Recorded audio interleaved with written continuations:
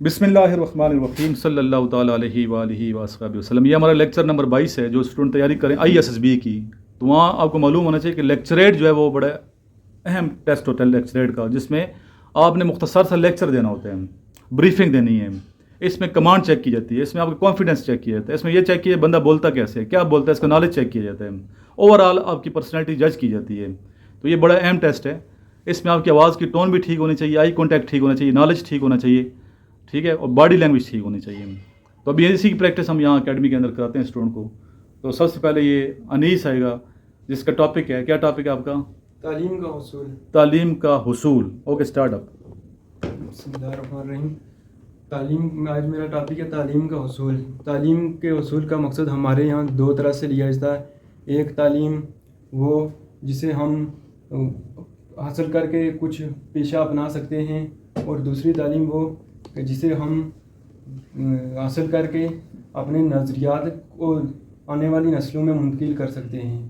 हमारी हम तालीम हासिल करके दूसरों के लिए नेक और भला कर सकते हैं।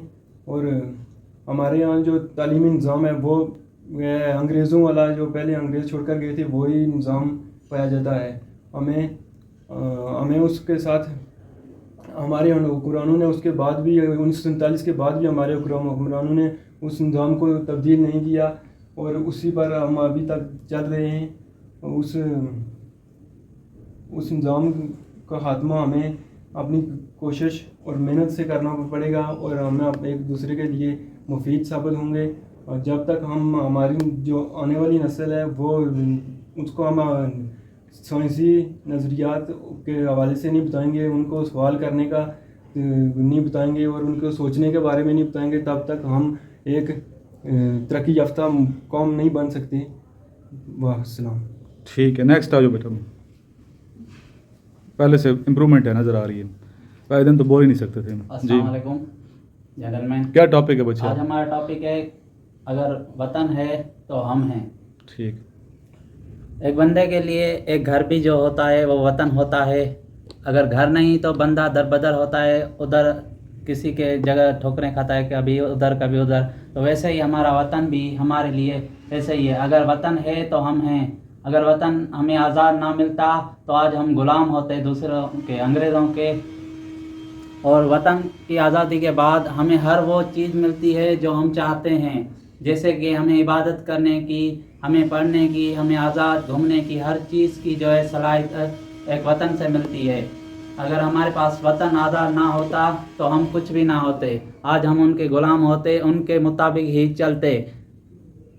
और उनके अलावा वतन को अपने घर की तरह समझें, वतन के लिए गलत ना बोलें। वतन जो है इंसान को सबसे बड़ी अल्लाह ताला ने नेमत दी है। अपने वतन के लिए सब कुछ करो, मेहनत करो, दिन रात एक करो और वतन को कामयाब करो। अगर वतन आप कामयाब हैं तो वतन भी कामयाब हैं, और वतन की कामयाबी और तरक्की आपकी तरक्की है। दी एंड। ठीक है, गुड। चलें, इम्प्रूवमेंट है, लेकिन इसमें आपने इन्फॉर्मेशन देनी है। गिला शिकवा नहीं करना किसी से, गिले नहीं करने सियासतदानों के, गिले नहीं करने, ठीक है, किसी के गिले नहीं करने। आपने अपना पॉइंट ऑफ व्यू देना है। क्लियर है बात? जो भी टॉपिक आपके है। ओके, नेक्स्ट हमारा टॉपिक है जी, नेक्स्ट टॉपिक है इंग्लिश की अहमियत। इंग्लिश की अहमियत क्या है टेस्टों में, ASF के टेस्ट में, आर्मी के टेस्ट में, नेवी के, एयरफोर्स में। उस पर लेक्चर दूंगा नेक्स्ट लेक्चर में, उस पर बात करते हैं। तो नेक्स्ट लेक्चर का वेट कीजिए और दुरूद पढ़ लें। अल्लाहुम्मा सल्ली अला मुहम्मद व आलिहि व इतरतिही बियादि कुल्ली मालूमिन लकुम। व्हाट्सएप ग्रुप ज्वाइन करें, और वीडियो में बताया जाता है फ्री ऑफ कॉस्ट। उसमें हम स्टडी बच्चों को करवा रहे हैं, और स्टूडेंट ऐड होना है इसके अंदर जो सीखना चाहते हैं।